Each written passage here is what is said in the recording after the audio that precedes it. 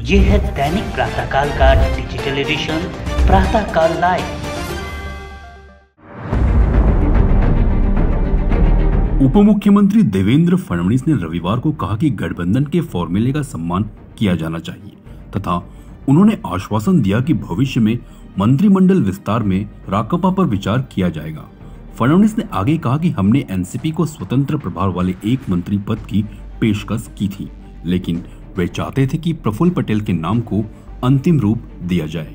उनके अनुभव के कारण एनसीपी का मानना था कि उन्हें स्वतंत्र प्रभार वाला राज्य मंत्री नहीं बनाया जा सकता। राष्ट्रवादी काँग्रेसला आमच्या वतीनं किंवा सरकारच्या वतीनं एक जागा ऑफर करण्यात आली होती। राज्यमंत्री स्वतंत्र प्रभार अशा प्रकारे ही जागा त्यांना देण्यात आली होती, परंतु त्यांचा आग्रह असा होता की आमच्याकडनं श्री प्रफुल्ल पटेल यांचं नाव फायनल आहे आणि ते आधी मंत्री राहिलेले आहेत, त्यामुळे त्यांना आम्हाला राज्यमंत्री स्वतंत्र प्रभार हे करता येणार नाही।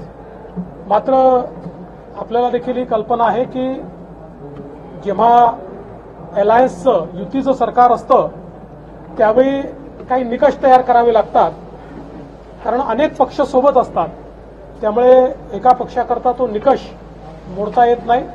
पण मला विश्वास आहे की भविष्यामध्ये जेव्हाही एक्सपान्शन होईल त्यावेळी निश्चितपणे त्यांचा विचार त्या ठिकाणी होईल। राष्ट्रवादी काँग्रेस पक्षाचा पुढे जाऊन काही समावेश होणार आहे का? आता नाराजी त्यांची आताही समावेशाचा प्रयत्न करण्यात आला, किंबहुना ऑफर आमच्याकडनं देण्यात आली होती।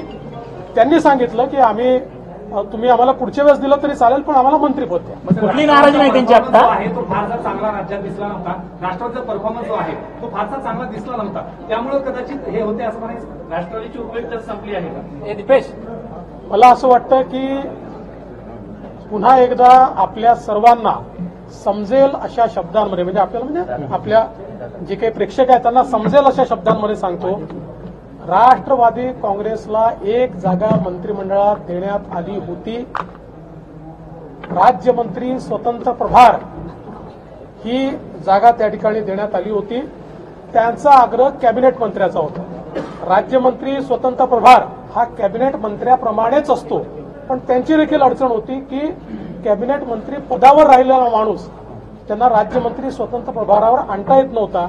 आणि सरकारचा प्रश्न होता की वेगवेगळे जे पक्ष आहेत ज्यांच्याकडे एक खासदार आहेत किंवा अशा प्रकारचे जे वेगवेगळे पक्ष अलायन्समध्ये आले आहेत त्यांच्याकरता साधारणपणे एक निकष ठेवावा लागतो, आणि म्हणून राष्ट्रवादीने देखील ते मान्य केलं आणि त्यांनी सांगितलं की आमचा विचार तुम्ही एक्सपान्शनच्या वेळी आम्हाला तुम्ही कॅबिनेट मंत्रीपद द्या, आम्ही थांबायला तयार। आप ये कार्यक्रम YouTube पर देख रहे हैं तो हमारे चैनल को जरूर सब्सक्राइब करें, और Facebook पर देख रहे हैं तो हमारे पेज को लाइक करना ना भूलें।